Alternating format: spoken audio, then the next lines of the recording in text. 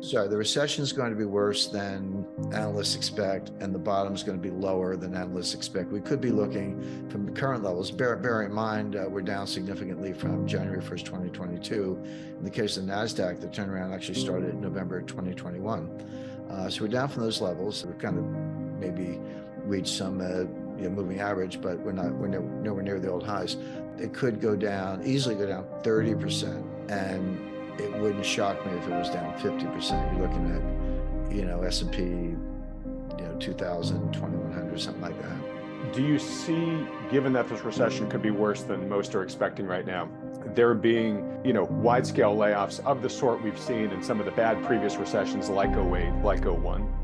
The answer is yes. First of all, we're seeing it already. So, I don't match the company to the exact number, but layoffs on order of magnitude 10,000 to 20,000 terminated employees at Google, Amazon, Facebook, and other tech names. It affects other sectors as well, but tech in particular has engaged in a massive series of layoffs.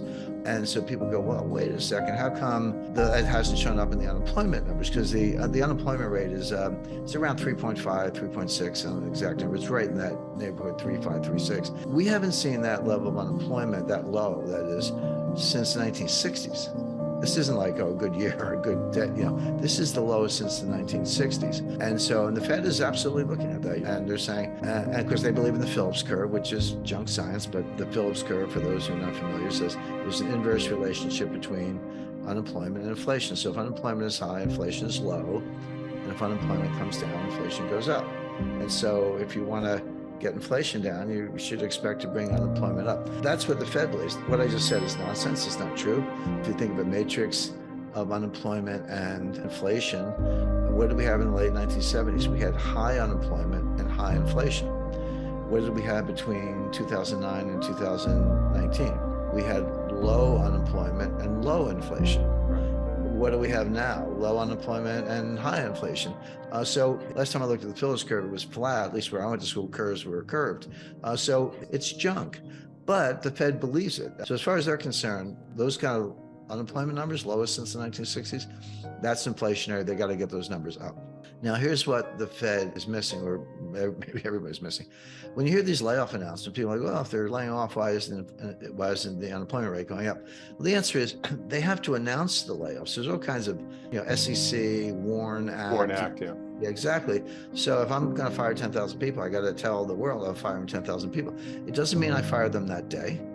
I might fire them, on a rolling basis over the next 30 days. And it doesn't mean they walk out the door empty-handed and head for the unemployment office. I might give them 3 months severance, 6 months severance, et cetera. And so when do they actually show up to the unemployment office and say, give me a check? It might not be till this spring. So the layoff announcements are out there, but the unemployment rate hasn't budged because there is a lag, 3 months. But that's why I said interest rates lag the business cycle, and they do. Unemployment lags the business cycle. Unemployment is a lagging indicator. When you're an employer, entrepreneur, and you're in any kind of distress, not as many customers walking in the door, you'll do everything you can to avoid laying people off. You'll, be late on the rent. You'll turn down the lights. By the time you get around to firing people, you run out of options. Like, I've done everything I can. Now my business is in jeopardy. I have to fire some people. So that, and then combine that with what I just said about severance and, rolling terminations, et cetera. It's a lagging indicator. We know enough right now to know that number's going up this spring, but that's not inconsistent with the fact that we're already in a recession. It's exactly what you would expect, that unemployment's a lagging indicator. Now, having said that, what else is the Fed missing? Well, wages are up 5% on an annualized basis, 5.2% on an annualized basis. Like, yeah, and inflation's 7% or 6%. So your real wage just went down 1 or 2 points.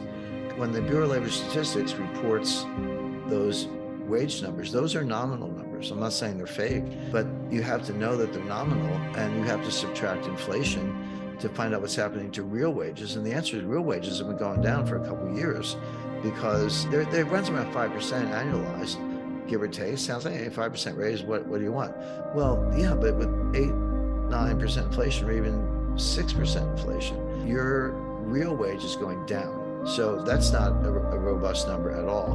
The Fed, by the way, the Fed wants to make it worse. The Fed agrees that those wage gains are too high.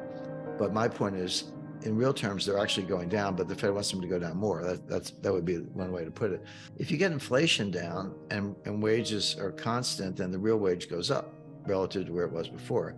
But if you're unemployed, you have no wage. So that's another issue. Now, what the Fed is missing, and it's a long list, but there's something called the labor force participation rate. Now, the labor force participation rate, you just take the number of people working divided by the total working age population. It's all you do. It's not sophisticated.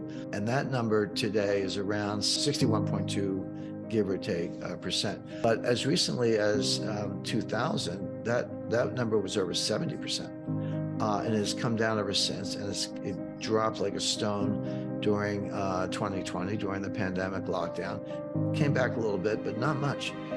You know, the reason it got, first of all, it's never 100%. It shouldn't be. There are legitimate reasons to be working age population not working. You're a homemaker. You're a student. You're an early retiree. You're in the military. You're in the There's a bunch of perfectly good reasons. So it's never 100%, not even close. But 70 is pretty high and 60 is pretty low. And the trend has been down. So that leaves, relative to kind of a normalized number, that leaves about 8 to 10 million people between the ages of 25 and 54 who are not in the workforce.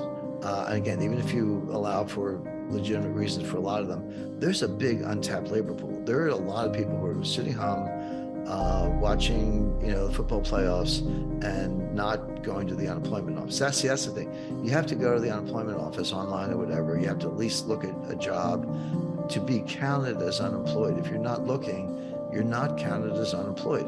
But you're still a person. You're still capable of working. You're just not looking, which is a very negative sign, by the way. But if you took that group and threw it into the unemployment numbers, the way the Bureau of Labor Statistics calculates it, unemployment would be about 9%, and that's a depression level of unemployment. So kind of punchline of all this is people should gird for a rough year ahead, right? That's really kind of the trying to suss out is that something people need to do? What I'm hearing you say pretty clearly is the average person should pretty much assume the crash position, because there could be a threat to your income from, if you work for an employer, could be a threat to your portfolio. And we haven't really talked much about it yet, but if you're a homeowner, there's a threat to your home price, which for many people is the biggest asset they own. Correct, but do it now. Don't wait till the Fed figures this out, because they will be the last to know. I mean, look, seriously, Adam, by May or June, I expect everyone will be preparing for what we're talking about now. But my point is that the predictive analytic inputs would lead you to that conclusion today. Actually would have led you to that conclusion last fall. But absolutely prepare now, because when it hits, it'll be too late. Stocks are down 30%. They go, I think I'll sell. Oh no, why don't you sell now?